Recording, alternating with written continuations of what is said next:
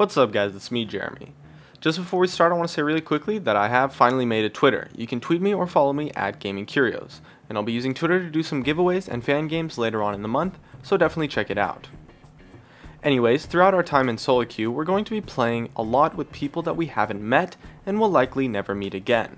But the fact still remains that League is a team-based game, and so creating teamwork with your allies can be quite a difficult task. So, here are my tips and tricks to help you create teamwork with your team in solo queue.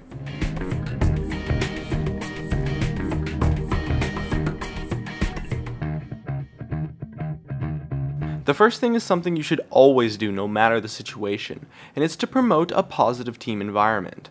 It's not something we often think about, but even just a simple "good job dude" when an ally makes a good play, or "it's okay we still got this" when they start to get a little negative, really goes a long way.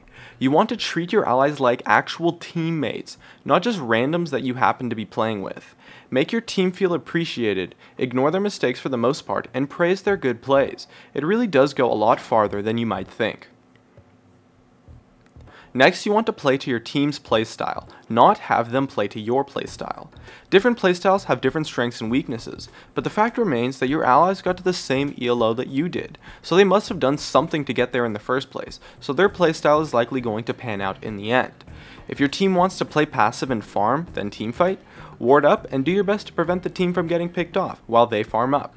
If they want to try certain strategies, you should probably just go with it, or at the very least, kindly suggest alternatives.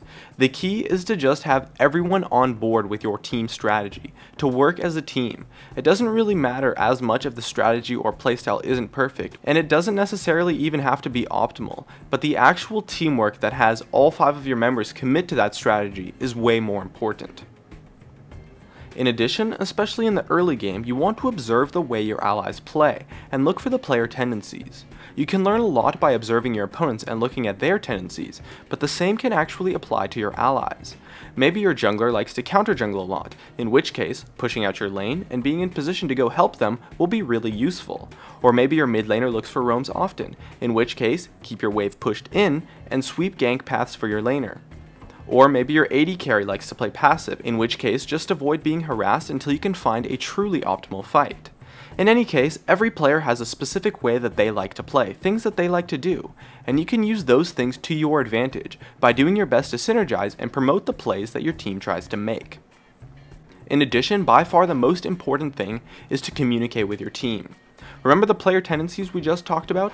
As well as observing your allies, you can really just ask them if they want to make a play or how they make their plays. It won't be as extensive as observing them, of course, but it will be much quicker and realistically more simple.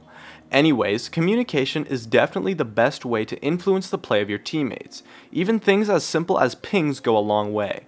Pinging whenever you want to make a play is 100% a good idea, as well as just constantly be communicating things like timers or what your own player tendencies are to your team, so that they know what to expect from you. And if you can, try to be a leader. If you were nice and didn't feed, most of the time your team is honestly going to listen to you. So making calls even as simple as, "Hey guys, we should just group," can go a long way. Just make sure that when you make calls and lead the team, you plan out your strategy ahead of time. There's no use in saying, "Hey guys, let's group," if your team gets caught out like 10 seconds later. Rather, you want to plan your strategies out and set up the team plays. Since you want everyone to take part, they need enough time to be ready to group up or at least prepare for your play that you intend to do. And lastly, you want to understand your team composition so that you can play to its strengths. Maybe your team is good at split pushing, maybe your team wants to poke, or maybe you want to team fight. Either way, you have to know what your comp is good at, what it's bad at, and work with your team to try to do the thing that your comp is good at doing. In solo queue, this is usually going to be to create picks or team fight, since it's what most people are used to doing anyways. So you want to communicate a plan for how to win team fights and what the best thing is for you guys to do during those team fights. Anyways, that's just about what I could come up with. My name is Jeremy, and that's it for my video on how to create teamwork in solo queue. Be sure to check me out over at twitch.tv/Jeremy_GamingCurios, stay connected at facebook.com/GamingCurios, tweet me at GamingCurios, drop a like, share this video, and make sure to subscribe for some more awesome content in the future. And as always, thank you so much for watching, and I'll see you guys next time.